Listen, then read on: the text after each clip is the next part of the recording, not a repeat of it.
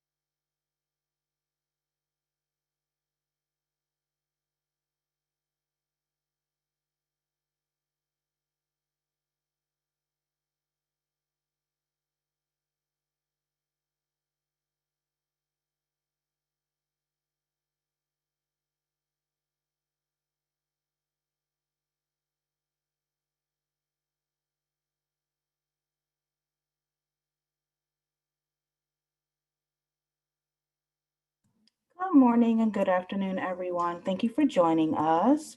I do want to let everyone know that all of the participants are muted. We have a very large group joining us today.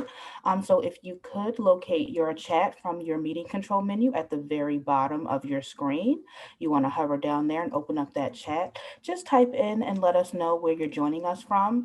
And that signals to me that everyone has the chat open and can find it. And if you have any questions or concerns or any technical issues, please feel free to shoot me a private chat. My name is Tiara, but again, everyone will be muted because we have a very large group joining us today. So any questions or comments you have, please use that chat box to submit them, and we will get started in just a few moments. We're going to give folks a little bit more time to get into the platform.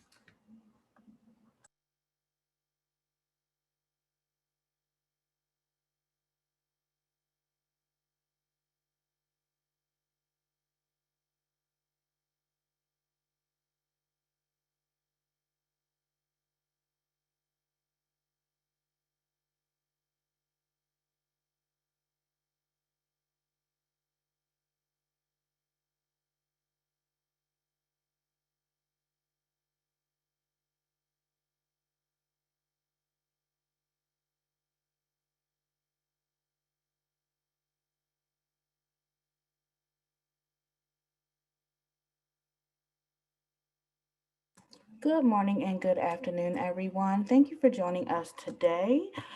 When you enter the room, if you could open up your chat from your meeting control menu at the very bottom and just shoot us a message letting us know where you're joining us from.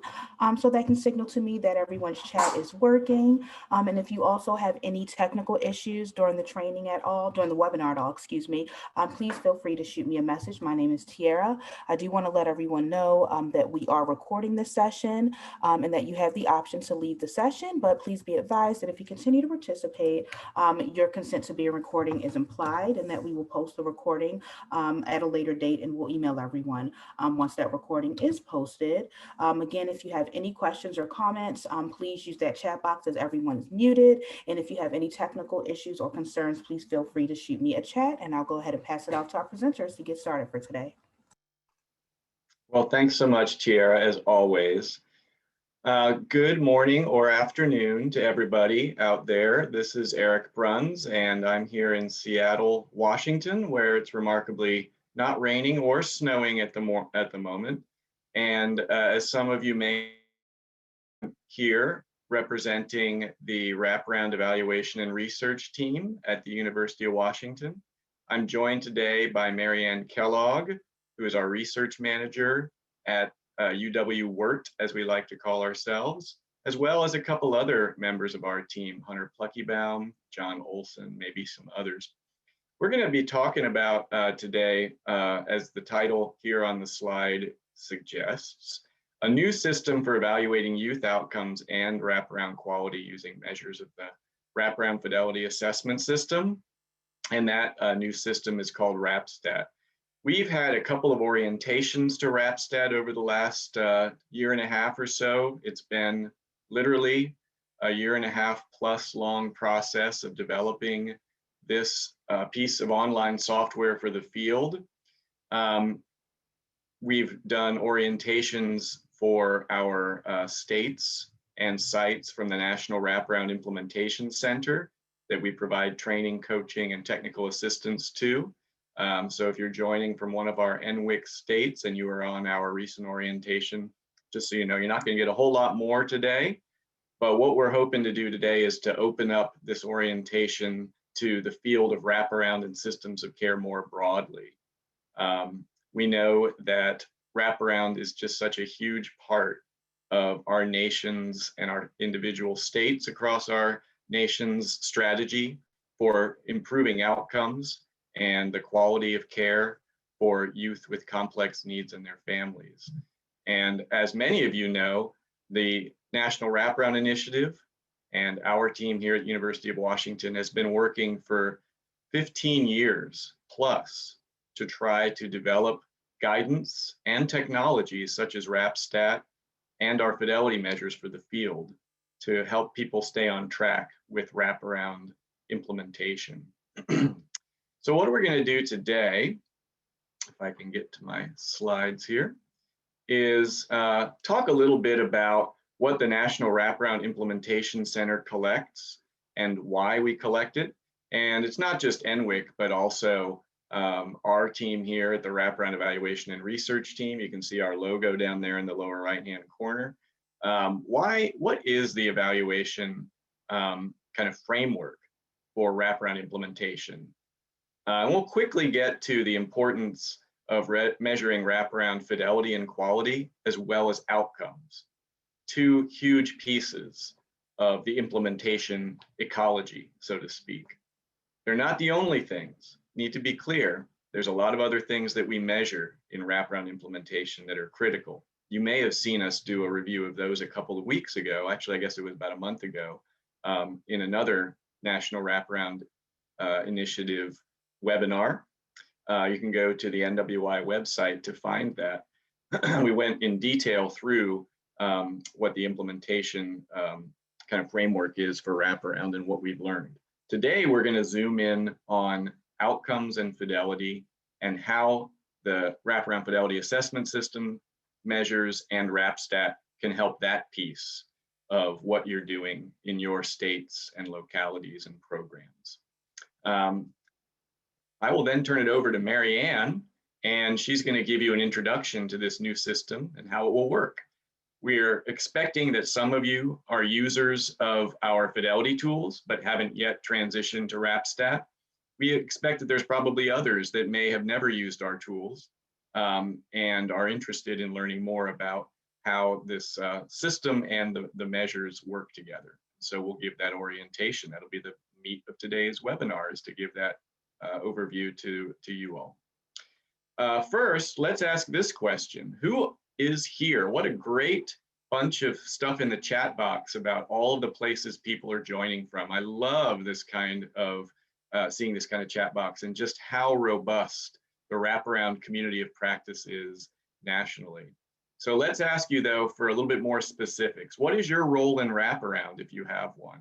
Are you with the state? Are you with a program? Are you a practitioner? Are you an evaluator? Are you a family or youth leader? Are you from a managed care organization? Or are you a trainer or other representative of a center of excellence? Let's see who is with us today. I know we had about 250 people registered, and it's just amazing to me how consistent it is. Look at that, 122 people are on. It's just like clockwork. We always get exactly half of the number of folks who register for a webinar actually show up. You can predict it. You know, if that was something you could bet on in Vegas, I would always win. All right, so enough of me babbling. Let's see what the results are of our poll. Last couple responses coming in. Go ahead and launch the results, TR. We got a lot to go through. So the majority of you all, not the majority, but the plurality of you all are from our managers, supervisors, or other organizational level leaders. That's followed by researchers and evaluators or CQI staff, 22%.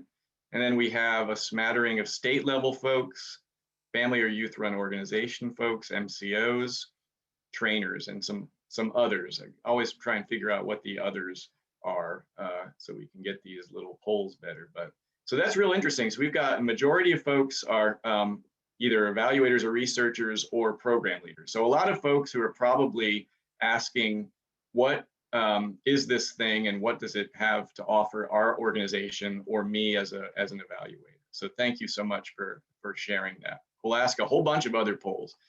Now, please also use your chat box to ask any questions you have along the way. Big thing we're going to do is last 15 minutes or so, and we'll go beyond the top of the next hour if there are questions or conversations we need to have to answer all of your questions. But put in questions as they occur to you, and we will get to those periodically through the session. All right, so here's the intro from the research guy here. And then we'll give it over to Marianne, who does the hard work of getting WrapStat programmed and tested and implemented out there, along with Hunter and other members of our team. So big picture overall framework here. National Wraparound Initiative, National Wraparound Implementation Center, UW-WIRT, we recognize that implementing wraparound is a multi-level undertaking, right? We're not going to get into the details of how NWIC coaches and trains program leaders, state level leaders, but it is important to recognize all of these different drivers affect outcomes and implementation success. So we base our measurement plan on implementation science and our implementation support we provide, training and coaching for the workforce, coaching for program leaders, evaluation and CQI. It's all driven by a kind of comprehensive conceptualization of what it takes to succeed with evidence-based practices. And we use the consolidated framework for implementation research. This provides our framework. We're all first and foremost trying to do whatever it takes in true wraparound fashion at a program level, at a state level, at a practice level to get to outcomes. In part, outcomes are driven by fidelity and quality of the care we provide, a lot of other factors too. But we know that both outcomes as well as fidelity are driven by a lot of other things beyond just fidelity. How the system is set up affects everything. How our program or the inner context is set up affects a whole lot. And then here is the real guts of the work. The teams that are doing this work, the care coordinators, the parent and youth support partners, and how we're supporting them to do this hard work of implementing wraparound or evidence-based practices. All of these things play a factor. So we organize our wraparound measurement according to this conceptualization. We measure residential functioning in school and other outcomes. We measure fidelity using the measures of the Wraparound Fidelity Assessment System or other measures that you may have, which we'll review momentarily. And then the National Wraparound Implementation Center, when we get in there and do work with states and systems, we're also asking, what's the impact of our training? How well is our coaching getting staff to fluency in wraparound teamwork? We do that with a coaching measure that also can be used as a fidelity measure when we compile those data.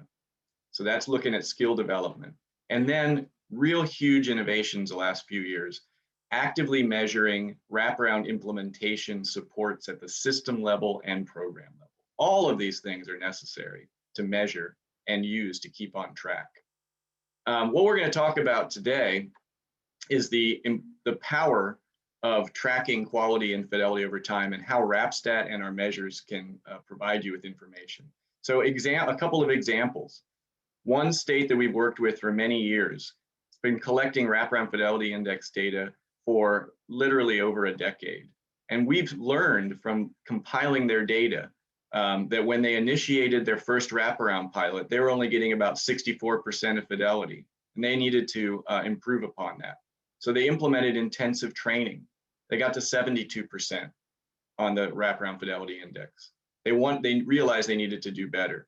These data kept them on track and helped them learn that when they introduced coaching, they were able to get to 86% of fidelity. That's how important coaching is for any evidence-based practice. But they also learned by collecting these data that when they went to scale from one office to the whole state, that their fidelity went back down to 72%. And it was at that point that they enlisted comprehensive support from the National Wraparound Implementation Center. And we are now able to track that these fidelity scores are again on the upswing with comprehensive support at system, program, and practice levels. What else can we learn if we collect these data? Outcomes and fidelity. We can learn, as we have in many different places, that fidelity, better fidelity and better quality is related to more positive outcomes. So this is data from our friends in Indiana who've just done an incredible job with CQI using data across outcomes, fidelity, and other things. They showed that high fidelity wraparound, the programs and individual teams that achieved high fidelity also were the ones that were most likely to achieve reliable improvement in functioning as measured by the CANs. And that the lower that the fidelity was, the less reliable improvement was being achieved at a youth and family level. So these are the kinds of data that you can analyze and the kinds of results that you can find when you do collect fidelity and outcomes data. So where does WrapStat fit in? Eric, I think we had a couple questions in the chat. Oh. Don't know if you saw them. Yeah, let's take a look here. So Jared is asking, have there been presentations on the WIS or the Wraparound Implementation Standards System level? You can look to the National Wraparound Initiative website, nwI.pdx.edu. Maybe John, could you put into the chat to all panelists and attendees the link to the webinar that we presented that show these results? I think people will find them very interesting, both as an example of how these data can be used as well as what the findings were. So John, maybe you could put that link to the webinar recording that you and I did a little while ago. Anything else you saw there, Marianne? I think you answered them all. Oh, was the data recent that you? Some of these data, I mean, we are seeing these kinds of findings repeated over and over again as individual states undertake these kinds of analyses with their own data. So the whole point here is that those are a couple of old studies that have been published, but we do know that local and state initiatives, when they use these data, they have these kinds of insights. I could list a dozen of them, right? Another state used these data to ask, you know, for which kids, what complexity of need, how is complexity of need at baseline related to fidelity? And it turns out that if you're enrolling too many kids that are of low complexity of need, that fidelity suffers, probably because their perception of the fit between a complex wraparound process and what they need is not good. Wraparound is intended for kids with the most complex needs. We've seen other kinds of analyses that answer all sorts of local evaluation questions. So these are just examples of why it's important. So WrapStat is going to facilitate that, and it's going to do it with much more rigor. We have seen fidelity getting data being collected all over the country over the last decade as people kind of realized that that was important. But what always has worried me is that there's states that have done a good job of collecting fidelity data, but they can't tell you what their rate of successful wraparound transition is. And when we get in and evaluate that, we see rates of successful transition from wraparound, not because of placement, not because of disengagement or lack of engagement, et cetera, that ranges anywhere from 10% successful discharge to like 80, 85%. Those are the kinds of outcomes that also are needed, as well as placements out of the community. So WrapStat aims to provide a place where you can compile a youth roster and make sure that you have a rigorous assessment of both fidelity for samples of kids that are enrolled in your program and outcomes for all of your kids. And that's what we'll describe today, is how does it work? Rosalind will answer your question about FFPSA at the end, and I'll keep an eye out for other questions that are here. Okay, so key data that are being compiled by WrapStat. Number of youth served, full and timely engagement, size and composition of the wraparound team, length of service, caseload sizes, staff turnover. These are key process outcomes that WrapStat can facilitate your collection of that often are hard to find from your EHRs or paper records. WrapStat will facilitate this being done consistently with as much efficiency as we think we were able to achieve. And we'll explain how that works. Then there's the outcomes.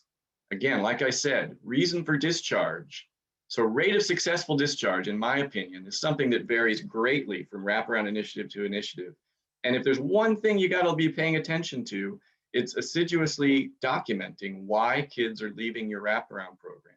Again, was it because they lack of engagement? Was it because of placement? Was it because they moved?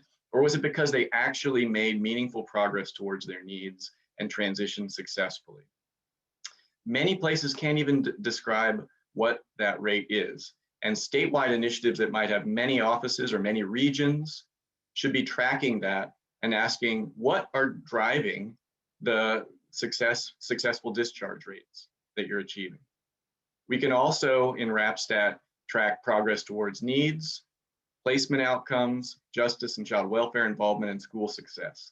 Again, we are trying to zoom in on the most fundamental outcomes, right? Not 50-item long functional assessment scales that vary from state to state. It's all about our kids at home, in school, and out of trouble. All right, so you'll see more about that. This is just the warm up here. So let's talk a little bit about your familiarity with the Fidelity assessments tools. Again, WrapStat is all about collecting your Fidelity data more systematically and making sure that for every kid in your program, you also have outcomes data. Those are the two big things. So the big one, the first thing I said was Fidelity data. So let's ask you this question. Tiara, go ahead and launch the poll. How familiar are you with the Wraparound Fidelity Assessment System tools like the Wraparound Fidelity Index, the Team Observation Measure, and the Document Assessment and Review tool? So chime on in. Who do we got here attending today? Are you new to this topic? Are you experienced users? We'll get a little sense as to why you're here. So good number of folks have never heard of them. So that's great. Well, I'll talk about them briefly in a moment. Some folks have heard of them but not used them. And some folks, and about half of folks, have used or are using one of the WAFAS tools. So that's really helpful. So about half of you are the, what is WrapStat going to do that improves what I'm currently doing with these tools? Half of you have not used the measures. That's fantastic. Let's go to the next item. Have you used a Wraparound Fidelity Assessment System tool before? And if so, which one? Let's take a look here. A lot of folks using the Wraparound Fidelity Index short form, otherwise known as the WFI Easy. Some folks using the TOM or the Team Observation Measure. Some folks using the DART, our brand new document assessment and review tool. And a good percent of folks saying that they've used more than one. So it looks like people are voting only if you've used one of our tools. And the almost majority of you have used just the WFI Easy, with closely followed by folks who've used more than one of our measures. So that's very cool. So we got about half of the folks here are experienced users of our measures. Final question, have you used WrapTrack? This is our current data management system, or what I guess we could say is our previous data management system. If you've used our Wraparound Fidelity Assessment System tools, good proportion of you will have used WrapTrack, which was our current or soon transitioning away system for managing your Fidelity data. So it looks like about a third of you have. So maybe of the half of folks who've used our tools, 2/3 of you used WrapTrack. So the big implication here today is that we are moving from WrapTrack to a new system that will better manage your Fidelity data and provide much more information about outcomes. I'm going to wrap up by talking about what those Fidelity tools are, because about a third of you don't know what they are or haven't used them. So the three measures that WrapStat will support are the Wraparound Fidelity Index short form. So this is based on the full WFI, which was an interview, but the WFI short form, or WIFI Easy, is a simple survey that can be administered via an online survey, an interview, or paper form. And this goes out to caregivers, youth, team members, and care coordinators. You can use it for one or all of those respondents, and it gets you a brief assessment of fidelity and satisfaction. The team observation measure is for trained observers who then use the TOM to code what they're seeing in team meetings.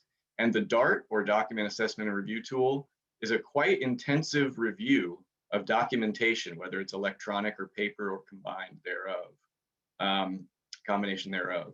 And we're really excited about the DART. It's relatively new, and we now have a training toolkit for those who would like to use the DART. So I think I've already summarized the WIFI Easy, self-administered, sections on your experience in Wraparound and outcomes and satisfaction. The team observation measure. The streamlined version consists of 7 subscales that assess the same key elements as the WIFI Easy, but it's done by observing a team meeting. And then the DART. The DART will be new to a lot of folks, even those who've used our system in the past. So again, this compiles information from case record material about referral details, team meetings, plan of care, assessments, crisis safety, and transition plans. And like I said, we now have a formal process of training reviewers to use the DART. It's pretty intensive, takes a couple hours per record, but if you just sample from 100 Wraparound families, 10 or 15 randomly to do the DART, which, as you'll now hear, is one of the things that WrapStat will do for you. You can get a very intensive kind of picture of how well your Wraparound implementation is going.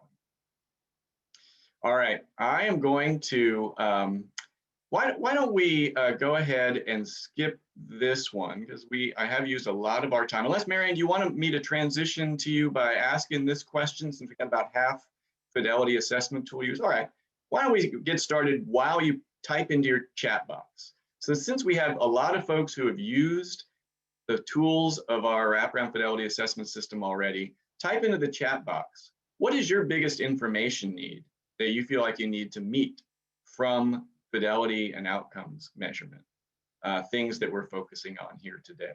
Type into your chat box what your biggest information need is, so that we can think about that as we present on WrapStat, and also think about how to develop our reports, which we're finishing up right now.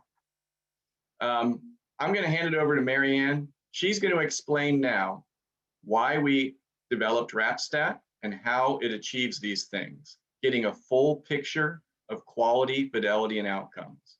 So the idea here is to promote more rigorous data collection on fidelity by using sampling and facilitating high response rates once you've picked your sample of subjects of your fidelity assessment. And it's going to evaluate basic outcomes for every youth: length of stay, reason for discharge, residential, school, and community outcomes. Finally, the idea of transitioning to WrapStat is to make sure that our users, including states, Wraparound provider organizations, and NWIC recipients of support, have a better interface for collecting fidelity and outcomes data, including improved reports and an improved user interface. And so with that, I'm going to hand it over to Marianne to describe how WrapStat achieves those goals that we sought for ourselves. And I'm going to sit here and go on mute and look at some of these information needs. Yeah, I've been looking at the chat, so take a look, Eric. All right, want to go ahead and take me to the next slide? Awesome.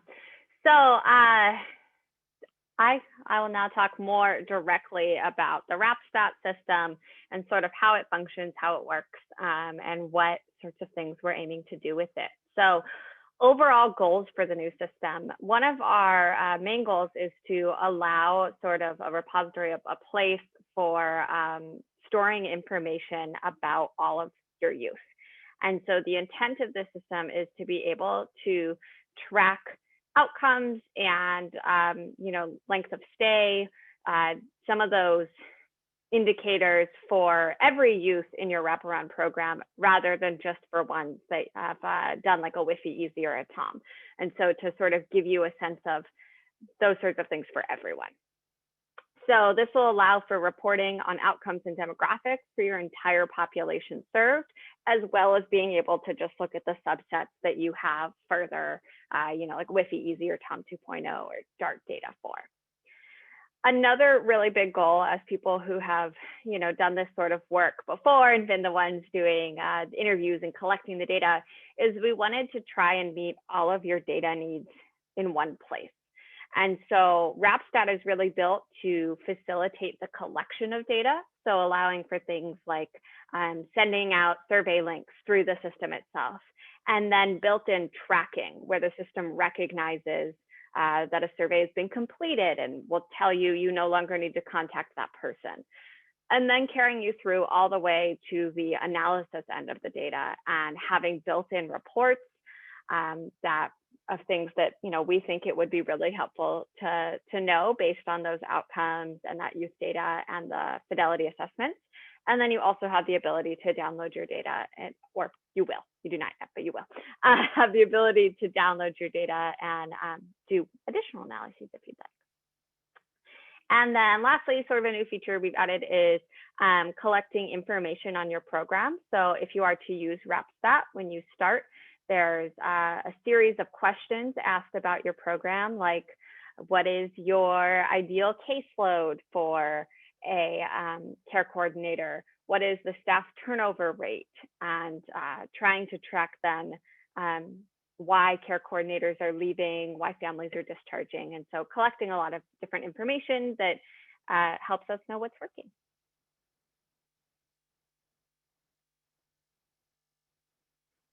Okay, so the way that the system sort of facilitates all this is that it's built with an internal hierarchy. So there are 5 levels in WrapStat that can be utilized to stratify data.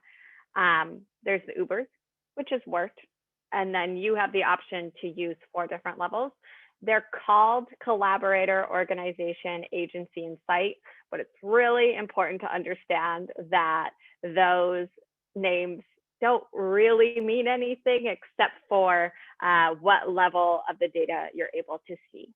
So for example, someone at the agency level could see data for all of the sites below them. And so it's really just this way to stratify your data to make it so that your sites are getting to see what they need to, but you could have folks at more of like an oversight level, like the state being able to see the data for the organizations kind of beneath them.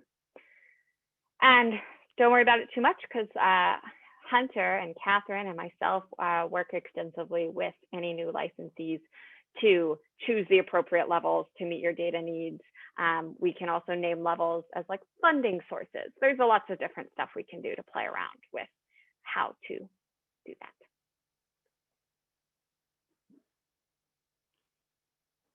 Okay, so now I'm going to tell you a little bit about the different tabs. And if you do, decide to use WrapStat at some point, you'll get a lovely actually walkthrough of the system and how it works and screen sharing. But for now, we'll give you a sense. So the dashboard is meant to be sort of a landing page for when you log in, getting a snapshot of key outcomes, how you're doing, just generally, you could log in and one-stop shop, see it all right there.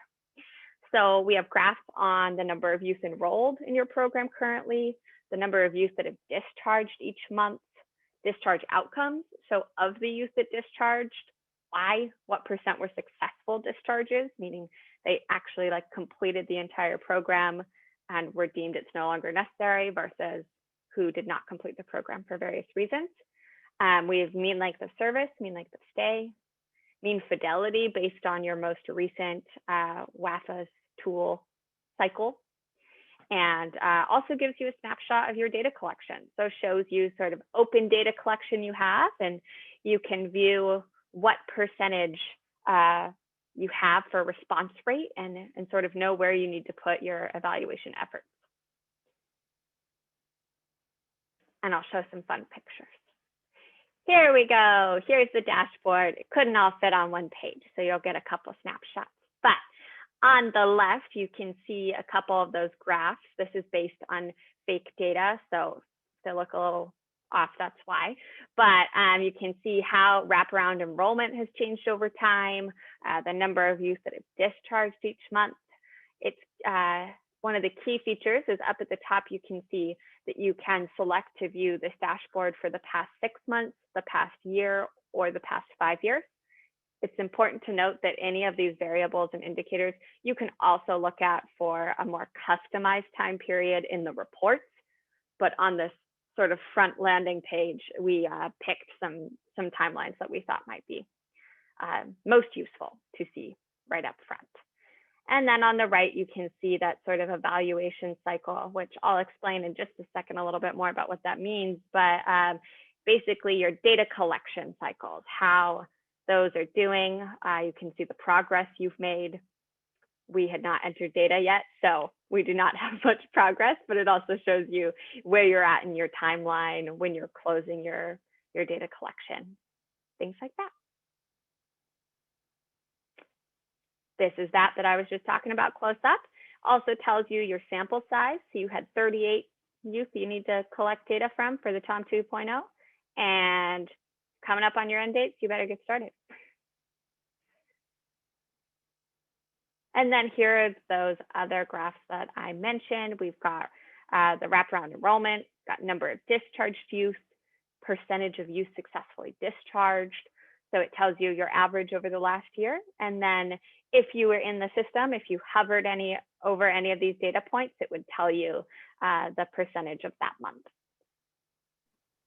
Yeah, we would love to show you kind of a live demonstration of how cool these graphs are. As you change the different parameters, they morph and shift to give you the information that you request right on a dime. If you hover over the lines, it'll give you the actual values, but we've learned from past kind of disasters not to do live sharing in a big webinar because it's just fraught with peril. So screenshots will be what you have to put up with here. And then here are our last two indicators that we're tracking on that dashboard page. Mean length and wraparound. So this is only for your discharged youth. We don't want to sort of skew that data with people that are currently active, but for kids that have discharged, what's the average amount of time that they were in wraparound? And then the last one is mean fidelity, which we've got some more, pick lists and sort of buttons that you would get to interact with, as Eric was mentioning, that you can select whether you're looking at mean fidelity based on the Wi-Fi Easy, based on the TOM, the DART, and then within the Wi-Fi Easy itself, looking at any of the 4 different versions. And so you can sort of compare your most recent evaluation cycles for whichever tool and version you want to see. Okay, so how do we make all the magic happen? Well, first thing is you have to put the data in. So you have to have kids in the system, and that's what the youth roster is. That's the home for all this information. And so it's really key that this is where you're putting in things like the youth wraparound ID. You can do PHI like name and birthday if you want to, but those are not required fields. There's just a handful of fields that are required, such as Wrap ID, let's see, age at enrollment to help calculate whether a youth is eligible to do the Wi-Fi Easy youth form, a couple things like that, preferred language so that whoever is conducting an interview or a survey or anything like that knows what language the family prefers. And then there's a whole lot of other variables that are optional, but we think they're awesome. We've put them in there. We super encourage people to use them. But those are those things like the success of discharged youth and families, like putting in the reason why. We've got, you can track race and gender and different demographic information to help look at disparities based on disparities in care based on any sort of categories, basically. And so the data collection will pull youth from this roster. And so whatever youth you put here, when you decide to start collecting data, the system can pull a random sample from the youth that you've included here. And it allows you to get a sample that's represented so that when you're looking at those critical outcomes, you can know that they're representative of the overall population. And so it allows for the tracking of those outcomes, such as length of enrollment and success of discharge. And so a lot of this data will feed into what you'll see in the dashboard. It feeds into what you see in the reports. It's collected here so that when you do your WAFA's tools, so like the WIFI Easy or the TOM, it will pull the demographic information that's already housed here rather than asking someone to re-input it. Eric, are you seeing anything in the chat I should Yeah, I'm going to get to a couple things because they're relevant to where you're at right now. They're coming in so fast. I know. So I'll hit the ones that are relevant to where Marianne is at. If she's going to cover it later, I'll leave it. But just real quick, exporting the graphs, you'll see that there's just a ton of customizable reports you can run that would include these kinds of data that are produced and can be exported. Another question is, what about uploading past or other data? And we'll talk a little bit about that at the end. So what are the implications for this for current users?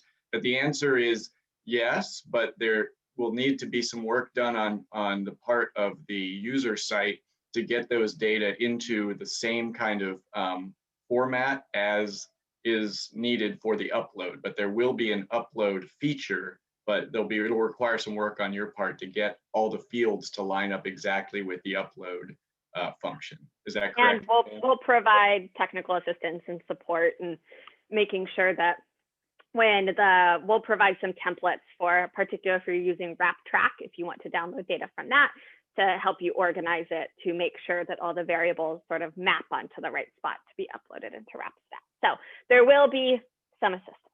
So you can either, as you're asking, Diane, enter youth one at a time if you want to go that route, or you can batch upload them, either a whole bunch from past data, or maybe monthly if you want to set up a kind of data structure that allows you to export from your EHR or some other source and then upload them periodically. But again, it'll all require that kind of aligning of between the variables you have in your data set and the upload function. So you can do it one at a time, you can do it monthly, you could do it for a whole bunch, either way you want to go.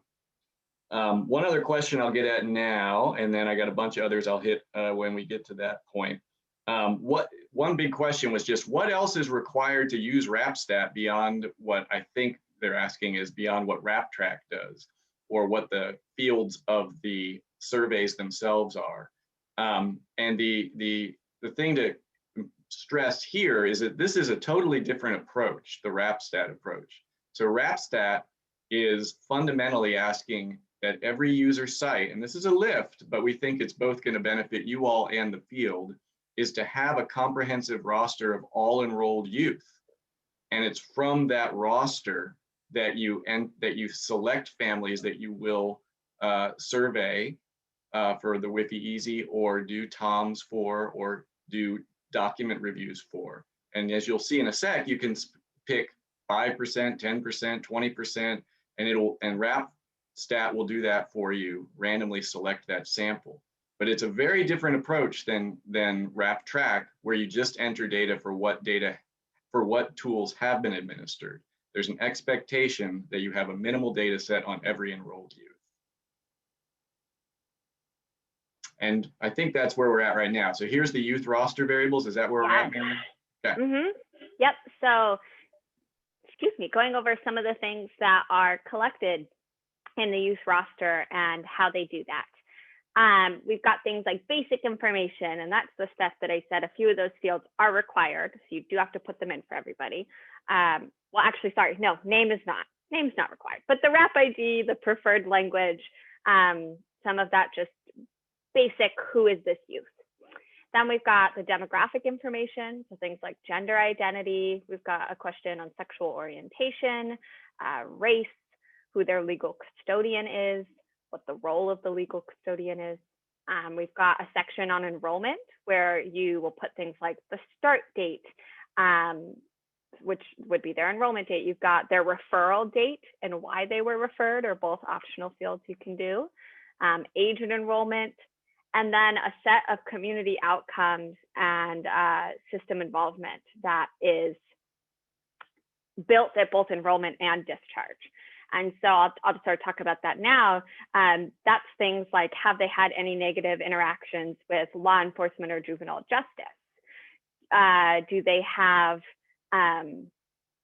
things like suspensions or expulsions? And if so, how many? So allowing you to sort of track some of those over time, which at enrollment, we're asking for a period of time prior to enrollment. And then at discharge, we ask for the amount of time that they were in wraparound. So while they were in wraparound, how many suspensions or expulsions did they have? Sort of being able to track that. I saw someone wanted to talk more about the rating of needs met. I believe that flashed by my eyes.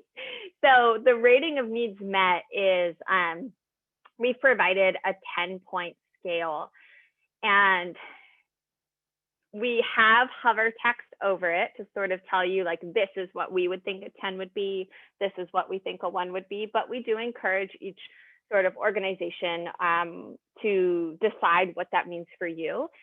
But really, it is meant as a way to try and track and compare against each other. Like, are our kids getting their needs met? Are they discharging successfully? Are they leaving better than they came in? Have we helped improve their lives? Have we made a difference for this family? And so there is some hover text as far as saying, you know, what a 5 would be, what a 10 would be. But really, it's just to give you somewhere to be able to measure that. I believe Hunter put in the chat discharge reasons. We've got a list of those that we've collaborated, you know, with our partners at NWIC and at NWI to come up with a list that we felt would be comprehensive, and that all factors in and feeds in and populates that dashboard graph. And then we also have a new section on contact information specifically meant for the Wi-Fi Easy, but you can absolutely just use it as a place to house contact information. But you can put in things like email, the preferred language of the Wi-Fi Easy participant, and all of that information can be used later to send a Wi-Fi Easy form through email to a caregiver or a care coordinator, or really any of those folks. And so someone who used to collect data, I love that. I love that it's built in, that I don't have to, you know, check my email and have a separate Excel file that tracks all my different people. So that is there if you want it. Yeah, so it's important to recognize that, in fact, name is not required in your basic. It is not. Yep, that was human error. But for those, so you can have all of your WrapStat information be completely confidential, or if you so choose, you can include information such as email for sending out surveys, address for mailing surveys. I think that the thing that's important to note is that regardless of which route you go, every WrapStat user, every Fidelity assessment system tool user would complete a business associates agreement with University of Washington that clearly specifies all of the security and what the terms of managing and storing these data are. I think, Hunter, one thing we should do, just as an aside, is to put onto our website a summary of all of the information about WrapStat security and how the server maintains high levels of HIPAA compliance and security. Absolutely. People always asking that question. The slides, just so you know, will be on the NWI website. You can either just download the slides or you can watch the whole presentation again. So that's for Mickey. All right, keep on going there. Okay, so some of those community outcomes and system involvement, I know this is an important section and it's new information that's not always collected in our WAFAs, and so wanted to sort of let you know what these fields would be. We've got arrest or other negative interaction with law enforcement or juvenile justice, whether the youth has been suspended or expelled from school, and if so, how many times.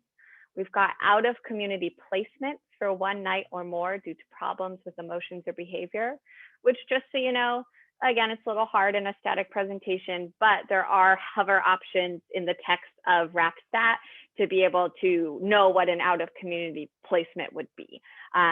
Things like, were they institutionalized for more than one night? Were they in a residential treatment facility? Things like that. So we definitely help to define those. We've got emergency room visits for problems with emotions or behavior, whether they've had child welfare involvement, whether they've had runaways. Again, we include a definition that we've sort of collaborated with our partners on to build that you would be able to hover over for runaways. And for some of these fields, if you say, yes, they did have an emergency room visit, or yes, they did have a runaway, you'll get a second field that you can enter Has Mary Ann the number of there's- times. Oh, Sorry, what was that? sorry. I'm sorry. I think my internet is unstable. I thought maybe you had frozen. I'm going to turn off my video so that my internet's not unstable. If I froze and I need to repeat, please just let me know. Somebody chat me. I think you're good. It's me. Thanks, Jared. All right, Eric, next slide, please. There we go. So here's a look at the youth roster and what that table looks like. So I'm going to talk you through some buttons here. We've got things like selected sites up in the left-hand corner. That makes it so that if you're like me and I have 90 sites in my configuration, you can filter down to say, okay, I only want to look at youth for King County or some other sort of site. So you get to select how many youth you're wanting to see at this time based on where they are. The second option is based on youth status. And so I've selected in this case to only see active youth. So youth that are currently enrolled in Wraparound, they're receiving care. You could also do discharged youth. You could do all youth. So there's some different options based on status. The youth roster itself is down here. It's this table where you can see the information. There's buttons to edit or delete a youth if you need to. And you can toggle through the tabs on the left-hand side to see, right now you're seeing basic information for these youth, but you could toggle down and see demographic, enrollment, discharge, etc. Other important features are this download youth roster. So that will give you a CSV file of all of the information in this youth roster. And then other two that Eric touched on a little bit are add youth and book upload. And so add youth, I'll show you some pictures in a second, but that's when you can go through one by one and the pop-up boxes will sort of lead you through the process of adding a youth. And you'll be asked each of those variables one by one, and you can sort of have check boxes and things like that. Bulk upload could be really helpful for folks with a lot of youth or who are more comfortable with CSV documents and sort of data transfer, but that will give you a template where you can select from, it's an Excel workbook that you can select from different drop-down menus and sort of put all of your youth into one Excel document at once with a row for each youth and just fill in all the columns you want to. And then you'll convert that to a CSV file and then bulk upload that back into the system. So we've got some training videos and stuff like that that will help walk you through that a little bit. And then we've got some very helpful banners up at the top that will just give you sort of warning notices. For example, if we notice that a youth is not assigned a care coordinator, that will sort of give you a little flag that you can click on that banner to see which youth you need to assign a care coordinator to. And we've got another one that's just sort of a quality assurance check as far as how long have a youth been enrolled for. And so at a year, if a youth is still enrolled, it will add them to that little warning banner just to say, hey, just want you to double check, is this youth still enrolled? Or did you maybe forget to discharge them from the WrapStat system, in which case you just go ahead and put in their exit date and they'd no longer show up in that banner. So some of the fun things happening here. The notices are not customizable. So you can totally ignore them they'll just live there, but those are the two notices that you would be getting. Here is what it looks through if you're adding a use one by one, and just a little walkthrough of the demographic information. You can see that you would have different drop-down menus for things like gender identity, youth identifies transgender, their sexual orientation, all those sorts of stuff. Date of birth is an optional field, so you do not have to include that one. Somewhere you will be asked to include age and enrollment, which if you've put in their birth date and their enrollment date, it will auto-calculate that for you. Just depends on what fields you're entering data for. This piece at the top, I love as far as it says Wrap ID unset, site unset.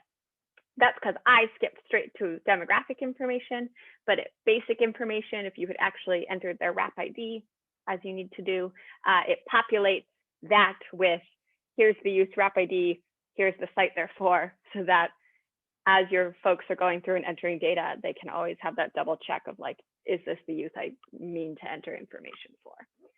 And then sort of last thing to point out is the little blue eye icon.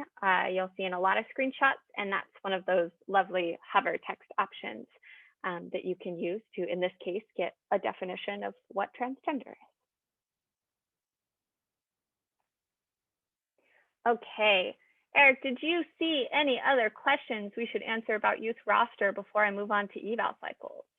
Well, I think related to, there's a ton of really interesting things that people say they have information needs on. I think some of these can kind of be saved for when you talk about what the Fidelity data will look like. But a couple of things that are more global and general. One person asked about whether CANS was included.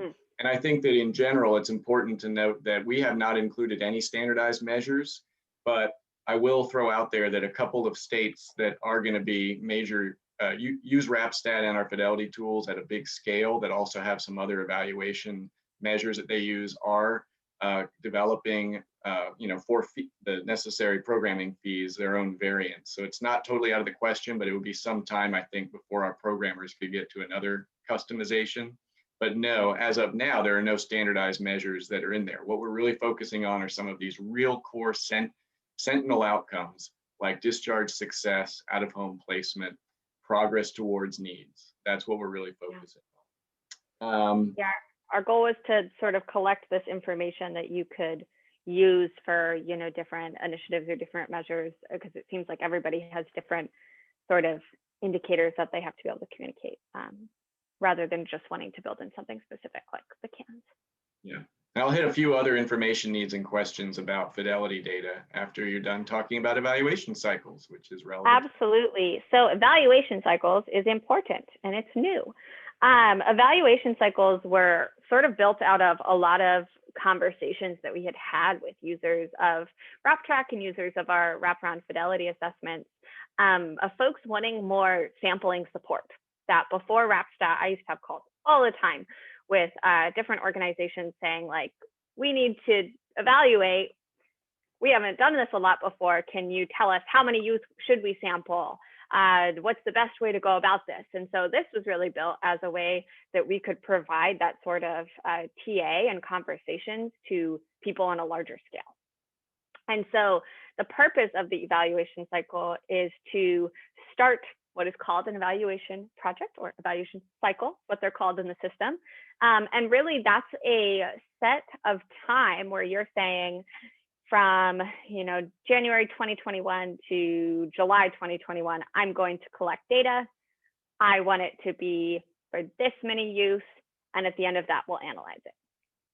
And so what you do when you set up an evaluation cycle is you're essentially defining some rules.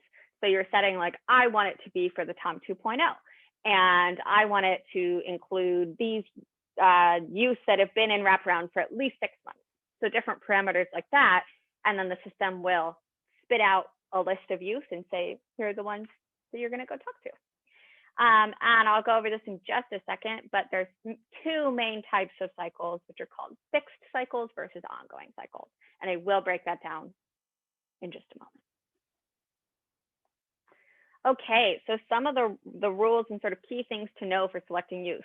You can't pick and choose who's in the sample, which I know sometimes you want to, but this is really meant to be a more rigorous random sampling method rather than convenience, because sometimes if you're picking which youth, it's going to skew your results either as youth that maybe really loved and were really successful in wraparound, or folks that had a really bad experience. And so this is trying to give you the full picture of all of your youth.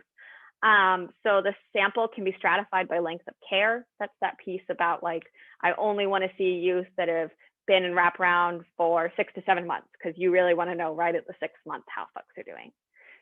You can stratify by care coordinator. So you can say, okay, wherever possible within my sample, try and get me an even number of youth per care coordinator. So it will do its best to pull 5 youth from each care coordinator. If one care coordinator doesn't have 5 youth, they'll have 3 or 2 or however many that care coordinator has. And you can also include discharged youth when appropriate. So for the TOM, you can't do discharged youth because you have to be able to attend a team meeting. But for something like the DART, you could absolutely do a DART on a kid that was in wraparound 2 years ago. Or you can say, I want to do a WIFI easy for youth that were discharged 6 months ago. So maybe you want some sort of like follow-up element. Those are different parameters that you can set. And then based on all these rules, it makes that beautiful sample for you. And we'll see some pictures in a minute too. All right, fixed versus ongoing, which Eric has to do a bunch of clicking for. So 2 different types of samples. First one is fixed. Really what this means is that you set those rules and right then you get your sample. And so we recommend this for larger programs with a lot of youth, where you're never going to be able to talk to all your youth. You're never going to be able to evaluate all those families. And so instead, you're like, give me 20% of my population, or 50 youth is what we're going to evaluate. And it would give you that number. And that number remains constant. That's your eval cycle. That's your sample. Versus ongoing is a little bit different. And for ongoing, we recommend that one for smaller programs. These are people where you're like, if we pulled a sample today, we'd only have 10 youth, and we want it to be more. We want to talk to all our kids. And so ongoing is meant to be more, it adds in youth as they become eligible. So let's say I was doing my evaluation cycle from now till the end of the calendar year. Maybe right now I only have 8 or 9 kids that have been in wraparound for 6 months, but I have other kids that have been wraparound for 3 or 4 months, and I'd love for them to be sampled. I'd love to hear from them when they're at 6. So when you set this parameter of 6 months of care for an ongoing cycle, it'll give you the youth that are eligible right now, but as other youth become eligible, they're added to that sample. So the sample size can grow and change over time. And whenever you hit sort of your closeout date, that's when data collection would end. Now this is a little confusing. So if you have any questions, just let us know. And here's what evaluation cycle sort of tab looks like. You'll see a lot of those familiar, selected sites, being able to search by the table and sort of sort by different columns. But mostly it's broken up into different sections for the tools and all sorts of fun stuff like that. Here is an image of what it looks like to actually set up an evaluation cycle. So I'm going to do this pretty quickly because I already talked you through a lot of it, but setting your start and end date, picking whether you want a fixed versus an ongoing cycle, which version of the WIFI easy you want to do, your site, and then some of those length of enrollment, distribute equitably across, equally across care coordinators, which again, all of these eye icons are hover text. And then last 2 things I'll talk about on this one is that we also add the option to track incentives and to track consent. It's important to know that like for track consent, WrapStat won't house any sort of consent forms. And also typically for this kind of work, you do not need a consent form. But what this does is that later in sort of your data tracking table, there's a column where you can check, have I received a consent form if you want to, if you sort of set that up now, or something like an incentive. So did I send them a gift card? Something like that. Okay, so data management is probably my favorite section. I just think it really helps assist the process a lot. This is where you would enter data. You can send emails through the system and then check the status of any of the surveys, the TOM, for any of the tools.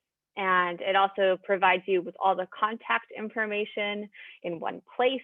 So maybe you're not doing email, maybe you're having a staff member call family members, and you can have all that contact information right there next to their survey link so that you can call and then say, oh, they answered, let's start answering these questions together. So this is what data management looks like. Up at the top, we've got some filters to help you filter down to the right eval cycle. So you're looking at, pick the site you want. I want to look at the Wi-Fi Easy, and then saying, okay, this is the cycle. And then it will show you how many youth are in that cycle, what's the date range for data collection. And then down here in the table, we've got the youth name, if you put it in, don't have to. It could just be the WRAP ID. And then you can hover over their caregiver contact information to have that pop up. And then different options for entering data, copying a survey link. So it also, if you click on the little orange button under actions, you can get the personal individualized survey link that you can then send out maybe in like a Zoom call. If you're like, I want them to do this at the end of the Zoom call while we have this time built in, you can copy that into the chat and have a caregiver take that survey right there.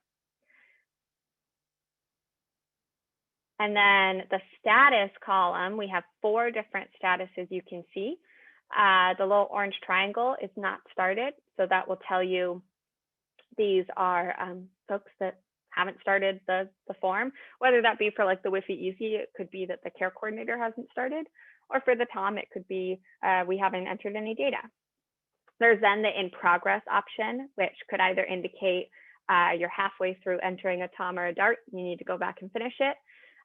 Or it could mean that a caregiver or another Wi-Fi Easy user has started and not completed. And so you can know that then you would need to send like a reminder email. Declined or survey not administered is that red circle. That could be that the family said, nope, I don't want to do this. Survey not administered could be something like, actually, this family's no longer in Wraparound, so we can't give them the survey. We didn't have the right contact information, so we couldn't get a hold of them. Different things like that, which we provide options so that later in reports, you can look at the data based on that. And then the last one is, it was completed. And then, like I said earlier, you can track incentives and consents.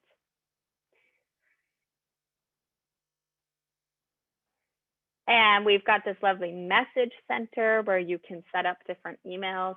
As far as like, we provide a template for an invite. So that's sort of an initial email of, hey, here's this Wi-Fi Easy. We'd love to hear from you.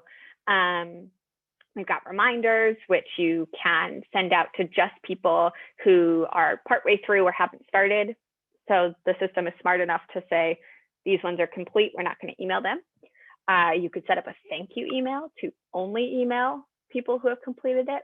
So there's all different sorts of things that you can schedule these messages to send out at certain times. And there's some flexibility in there, but it can all be done internally. So yeah, the whole point being here is that we are trying to get data collected from our Fidelity tools much more consistently, completely, and representatively of all of the youth and families that you're serving. And so I'd say just real quick, a couple opportunities to answer a couple questions. Folks are saying that, you know, they are looking for a system that will help them understand whether they're adhering to wraparound standards. They want data on document compliance. They want data on family engagement. These are all examples of things that people said they really have as big information needs. So I think the most important thing to note is that for those kinds of real detailed pieces of information about the quality of your wraparound initiative, it all boils down to whether or not you're using the Fidelity tools rigorously enough to be able to uh, have data available on those kinds of questions. And if you do, in fact, survey your caregivers, if you look at documentation, if you observe team meetings, you will have information about those things, whether you're adhering to the Fidelity standards, whether or not documentation does show that there are need statements or outcome measures or complete team membership. It's all of those things are kind of an extension of the detailed information that the Fidelity tools can get you. So when it comes to getting those information needs met, the root is not WrapStat per se, it's getting these tools administered for a sample, representative sample of your families, and being able to use that information. Yeah, yep, absolutely, which is why we sort of have this new evaluation cycles mentality of helping you create those representative samples, of the data management, of helping facilitate high response rates by providing these key sort of like data tracking elements, the ability to send out emails directly. So there's a lot of features built in to sort of help meet that mission and that goal. Okay, so let's talk about reports. Reports are, we want to look at our data. And so really for reports, I don't have much to show you yet because they're in progress. To anyone who's currently using WrapStat, thank you so much for your patience. We're really excited to have some stuff coming out soon here. We're getting really close. But there will be both general and tool-specific reports. So really, all that information you put in the youth roster, you can see that for your entire population. Or if you want to look at just the results of a WIFI Easy evaluation cycle, you could get your WIFI Easy information sort of compiled with the demographic information for youth just in that sample. So they're sort of built in these two different types to allow you to see this youth roster and sort of outcomes and demographic information paired with the questions that are in our Fidelity tools, like the WIFI Easy, the Tom 2.0, and the DART. Or we realize that that is just a subset, and you might want to know all of this demographic information and the key outcomes and systems involvements for everyone. And so that's provided in sort of the general section. Yeah, and one of the questions that was asked was, can this facilitate individual planning for specific populations? And some other questions were specific sub-programs. And the answer is yes. You saw that kind of hierarchy that you set up WrapStat at the beginning of using it. And if you so choose, you can figure out ways to kind of assign different units, whether it's units based on who you're serving, geography, your offices. Those are all under your control. And then when you run these reports, you can choose to run them for those different units if you have permission. Yeah, so I'm seeing a couple questions come in that I think would be really helpful to answer really quick. One about the WIFI Easy. You've already started data collection on paper and kind of have a sample. Absolutely, we could sort of facilitate a WrapStat transition during that. What that would involve is working with Hunter or Catherine or myself to create a custom sample where we could upload those. You could put all your use in the youth roster, and then we can tell the system, hey, for certain reasons that are deemed necessary, we would select exactly those youth for your evaluation cycle so that you could continue the process through WrapStat. As far as technology in rural communities, definitely a concern. That's part of why you are able to not only send out the WIFI Easy via like email, but you could also do it over the phone or do a paper copy. And so there's options for the participant doing it themselves or for a provider or an evaluation folk, a staff member, to be able to enter that data for them. Also seeing the follow-up question of, yes, there are text message options, actually. All of the Wi-Fi Easy messages can be sent via email or by text. So they can absolutely get the link on their phone and be able to do that.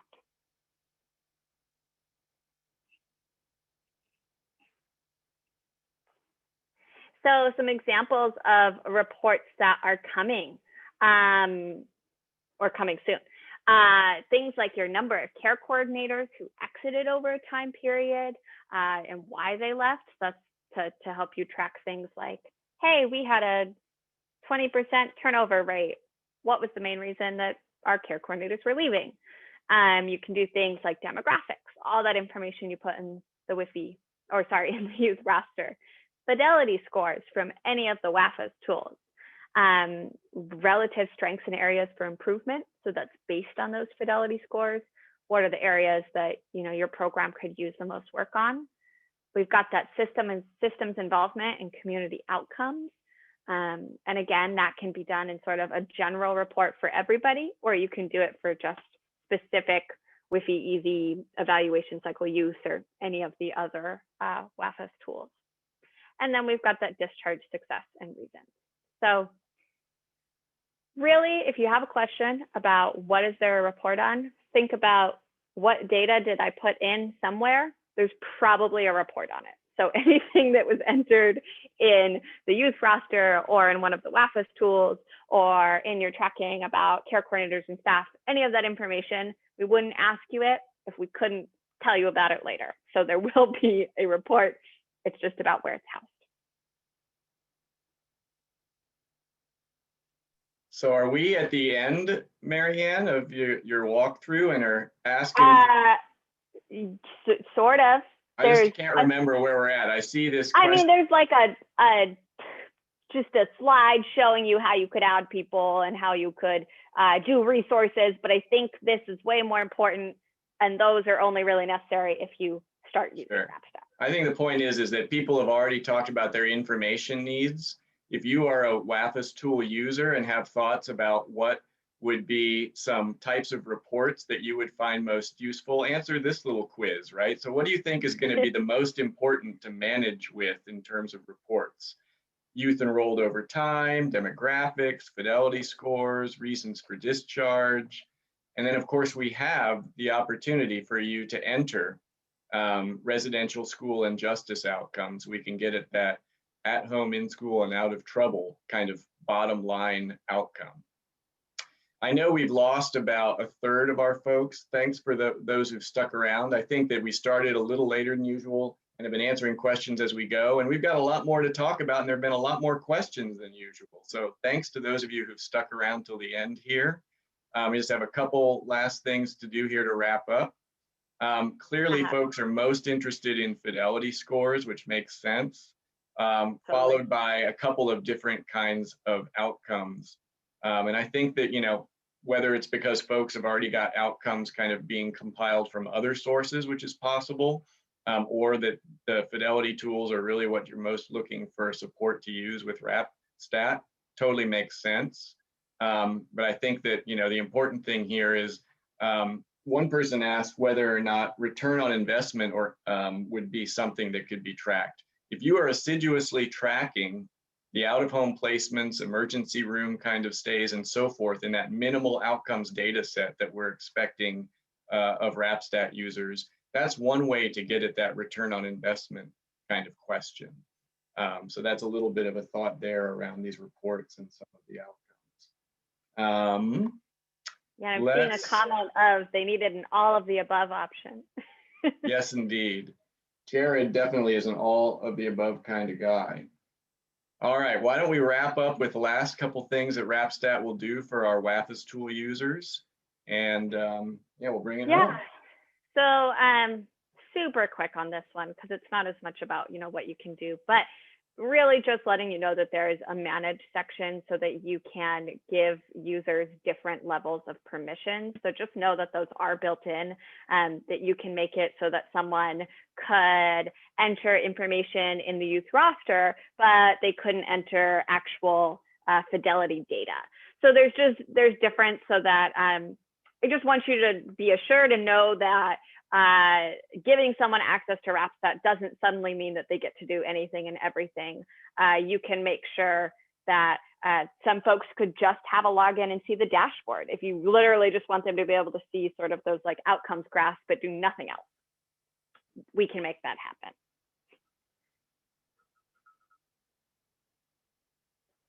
This is what manage looks like.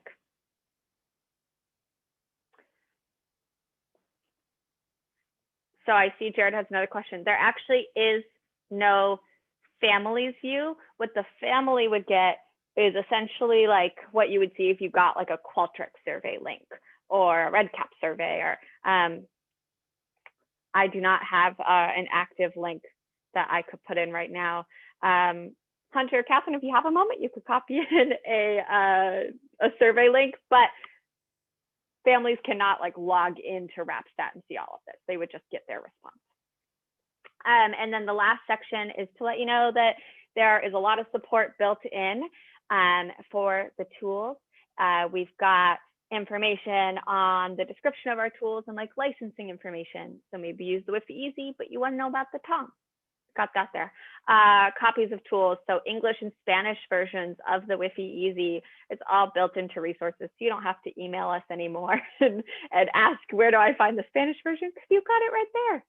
And then lots of training manuals and presentations, a bunch of videos that are mostly my voice, sometimes Hunter, that you can watch and sort of be walked through this. So I know it's a lot.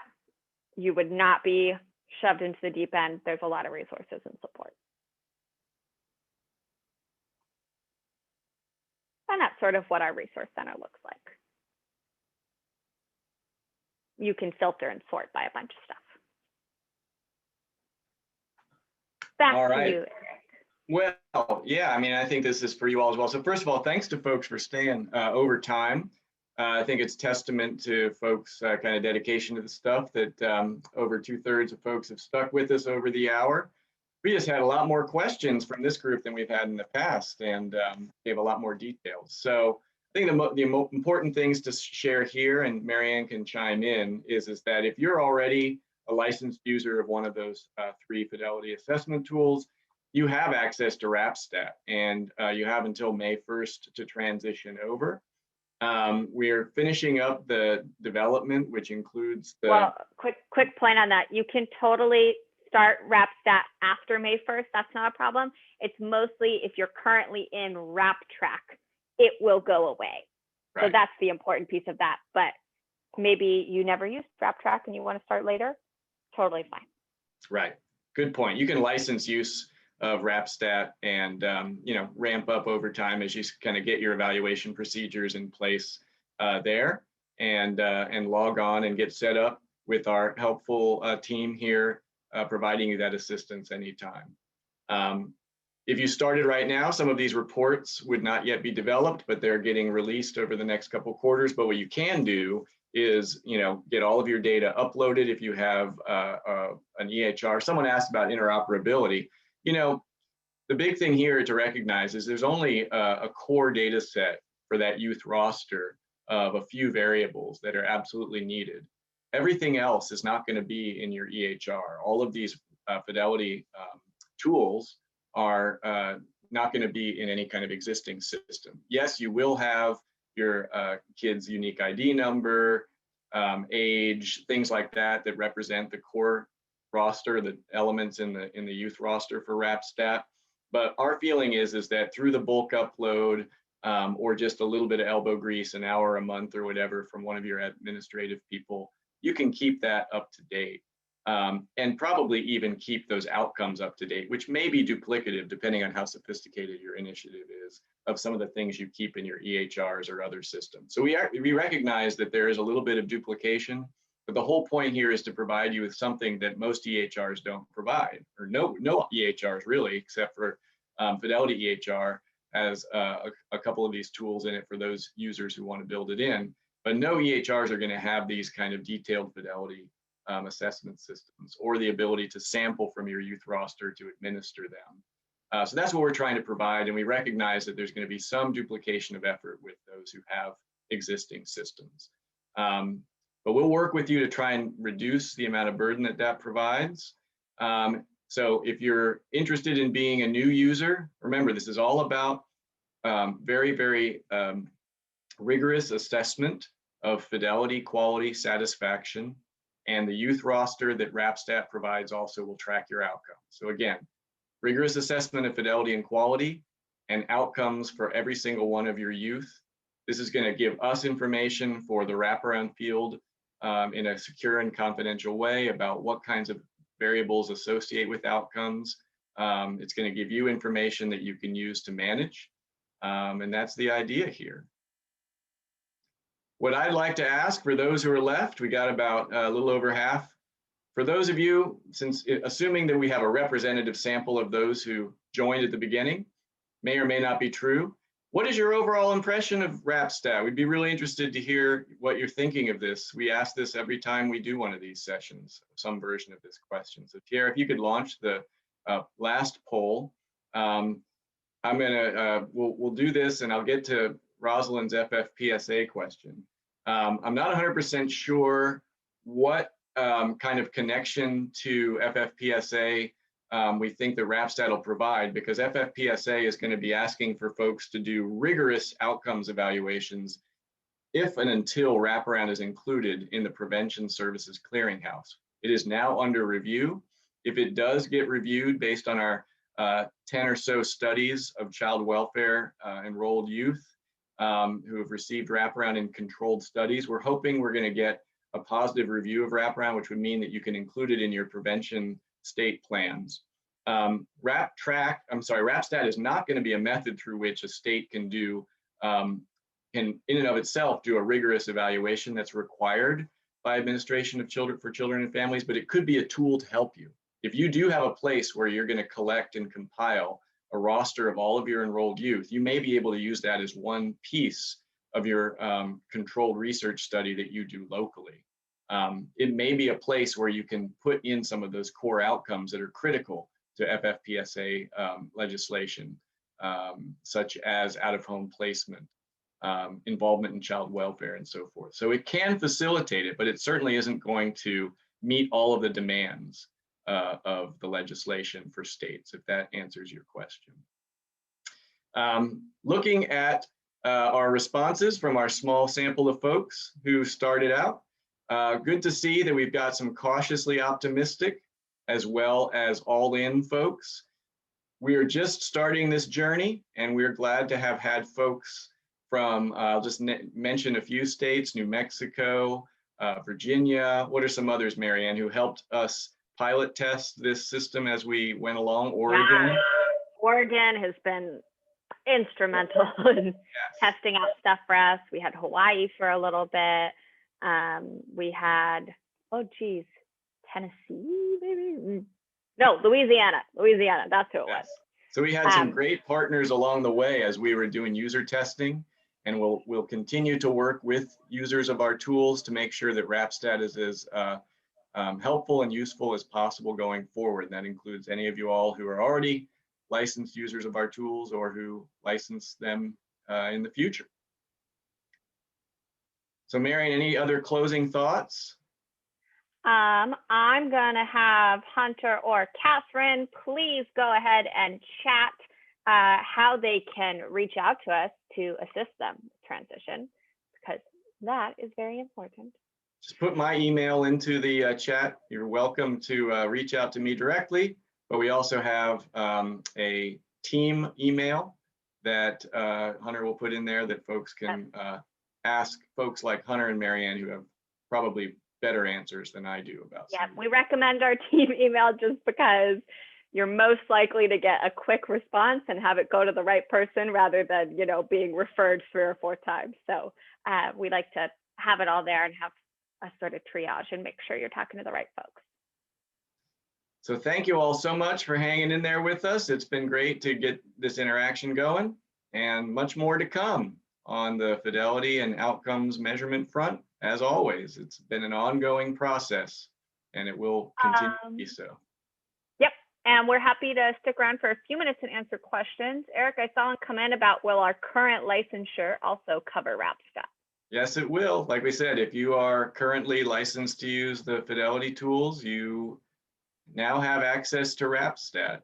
And is there anything we need to let folks know if they haven't been that engaged in what that process of getting WrapStat launched is, Marianne or Hunter? I don't think so. No, I just went ahead and provided your email and my email for Jess pointed out that their agency unfortunately thinks our WrapEval email is spam. So there's another route for you to get connected to us. There's our emails. Feel free to send it directly to us.